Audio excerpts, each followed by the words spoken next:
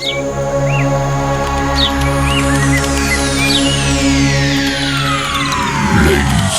and gentlemen.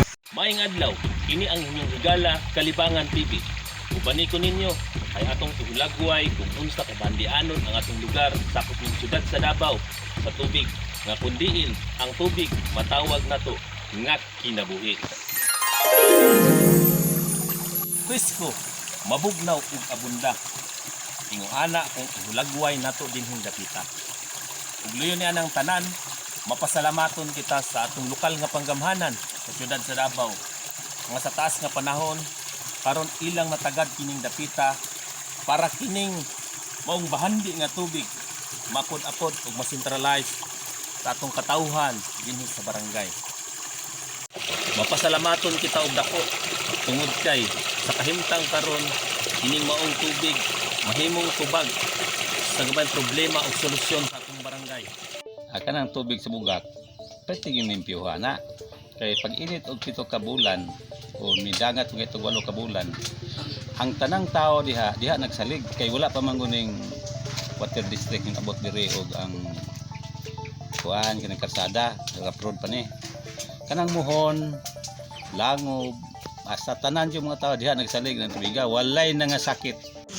Ako masulti nga kuan man maayo uy kay diha man mi nagbatagod limpyo gyud nga tubig diha tapos mao gyud among ginainom sa unang panahon kay diha man mi nagpuyo banda.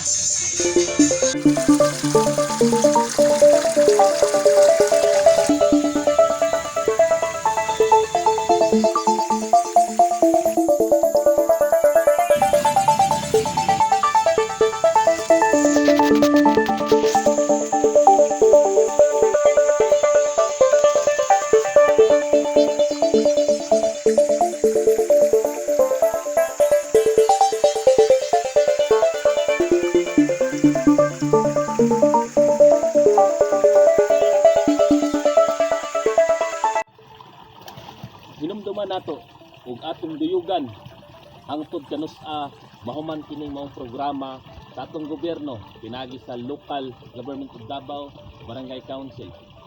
Ug kundiin kita mapasalamaton niining tanan. So karon akong ipakita sa inyo nga akong tilawan ang maong mabugnaw nga tubig. Kung unsa gyud ang iyang lasa.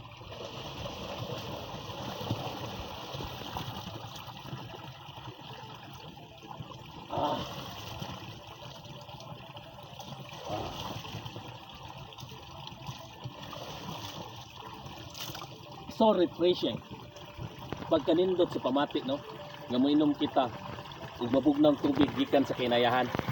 So wala pa kita mauman ubani ko ninyo ay sulayan pag nako pagligo kung mabugnaw ba pod ang atong balatian. Tara.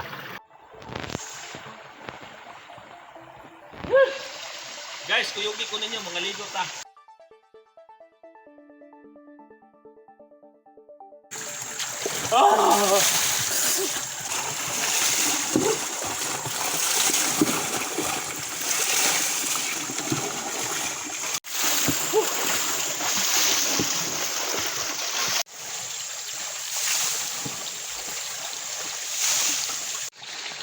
Hi, karon humanag kita og kaligo, presko kaya nga tong gibati pero bisan pa man og naligo ta, pura sa akong tan-aw sa ako ang panagway mura ra mo gipukog manghilamos oy. Bitaw, salamat kayo sa inyong pagtan-aw sa atong video. Salamat kayo unta makahatag kini sa inyo ha og pagtulun-an nga kundiin kun dunay mga source of water sa atong tagsa-tagsa ka mga lugar ato kanang i-propose ug ato ipadayag sa atong gobyerno para matagad. O kundi mapasalamaton po kita sa landowner din hindapita nga siya nitugot para kining dapita ang tubig nga di nahiluna sa iya wag siya magduha nga kini iyahang gipa-develop para masuporta sa katawhan nining maong barangay. Ug daghang salamat ug kato lang.